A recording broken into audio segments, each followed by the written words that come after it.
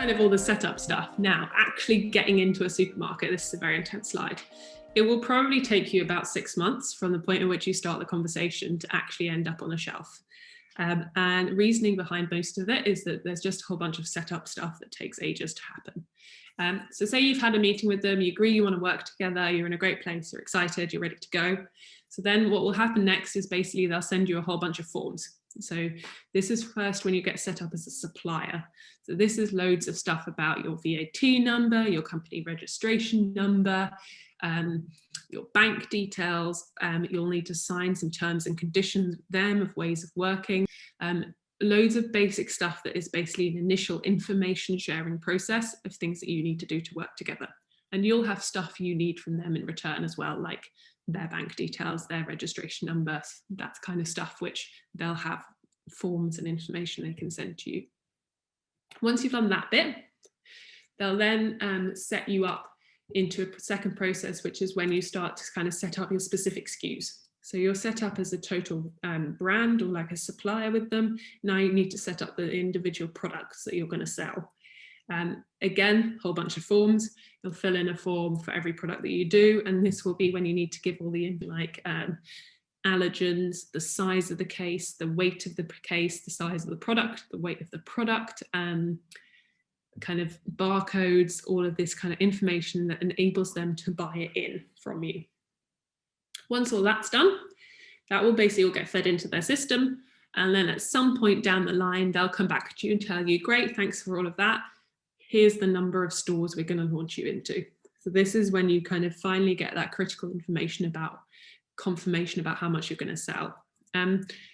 Most of them will have given you an indication before that, but legally they only need to give you 6 weeks warning about a change like this. So it can be very last minute. So that's when they'll tell you how many stores, and how many stores is the critical number, because like Tesco have about 3,000 shops. You are not going to go into all 3,000 on day one. You're probably looking at about between 100 to 200 if you get a really great result from the start. And you might end up in a different number of stores for each of your products as well. So that's when you'll get that confirmation. A couple of weeks after that, they will place their first order with you. So you'll get a PO. And you would then fulfill it.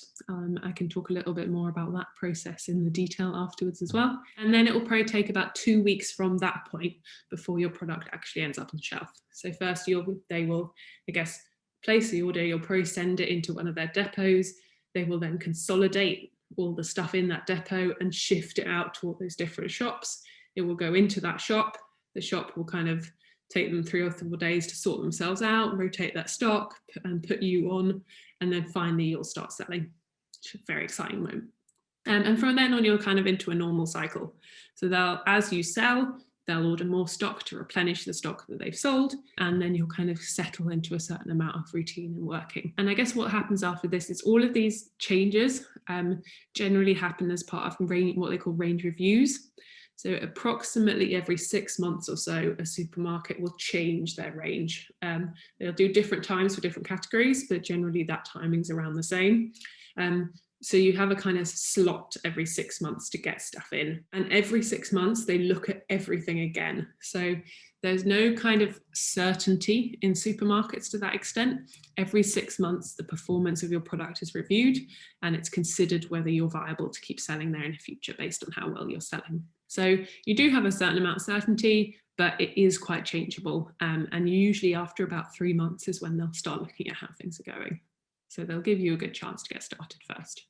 And then in-store activation, this is a little bit of a point that would probably come up later, but just for your awareness, there is a whole load of stuff you can pay for once you get onto the supermarket shelf to make your product sell better.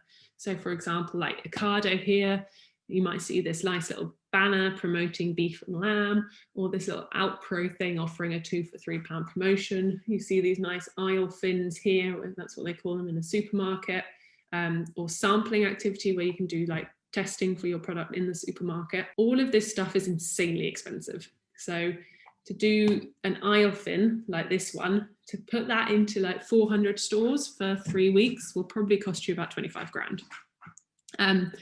Now, as a small brand, you don't pay that. You ask them for a massive discount and they should give it to you.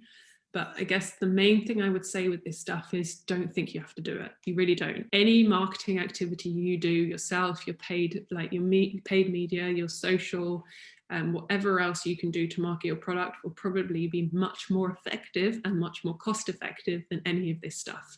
So I think in general, actually, once you're on that shelf, that kind of point of influence of whether they buy you or not, there's not an awful lot more you can do. So if someone tries to convince you that you have to do this, it's less about actually selling more, and it's more about a relationship thing with the retailer if you think you have to do it.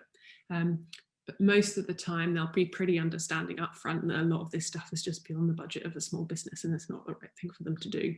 And a lot of them would actually tell you that as well. So they're quite honest about that kind of stuff.